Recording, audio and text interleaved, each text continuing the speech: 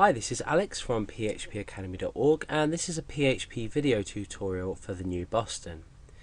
Now, if you're just getting started with PHP and want to start developing, you're going to need somewhere to test your code. Now, you may have already purchased paid hosting and you may be able to upload PHP files. Check with your host to see if they allow PHP extensions. 99% of paid and free hosting will allow you to run PHP on the server. It's pretty much a must in most cases for most hosting companies. So what happens if we want to test everything locally on our local computer? It's fair enough us creating a PHP file and uploading it to a server, but we want to quickly develop. We want to develop quickly and easily on our local machine. So what we can do is we can essentially turn our computer into a web server.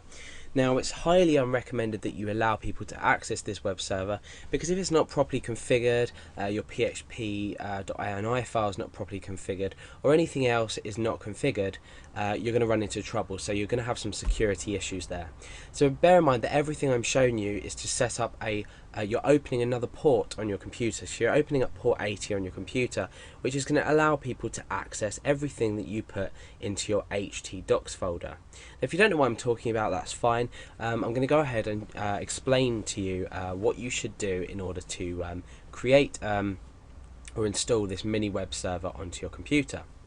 Now, I personally use XAMPP, and the whole thing behind your web server and PHP is that you're going to be using Apache, and then PHP is a module, if you like, on top of Apache, which allows you to compile in the background server side, because PHP is a server side language. It allows you to compile PHP files and run them and display the contents of your actions in the browser. So basically you need something like XAMPP or something like WAMP. I'm showing you WAMP simply because you know, if you're having problems with XAMPP or for any reason you want to use WAMP, but I'm just going to show you that to tell you that it is available. However, I'm going to be dealing with XAMPP and XAMPP default directories, things like that. So if you'd like to follow along with this tutorial, I'm going to be using XAMPP. Otherwise, go and install WAMP and see if you can take anything from this tutorial away with you and apply it to WAMP settings as well. Now, the first thing you're going to need to do is obviously come to apachefriends.org, and you're going to come down here and you're going to say XAMPP for Windows, Linux, Mac OS, Solaris, any the obviously operating system that you are using. So it's obviously free of charge. We've got little screenshots here, and easy installation, deinstallation, etc, etc, etc. So you can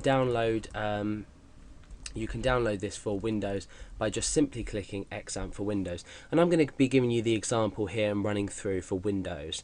So I'm not going to be using Linux, Mac OS or Solaris. I'm going to be using Windows in this case. So once you've clicked the file or click this link, you're going to come down and you're going to say download XAMPP here. So the installation here says method A, installation with the installer or without the installer. We're going to choose XAMPP here, and what that's going to do is we can click on installer. So I'd highly recommend you install it with the installer. We're going to click that and it's going to download, so pretty simple stuff. You're going to open this installation file once it's downloaded. So obviously it's hosted with SourceForge.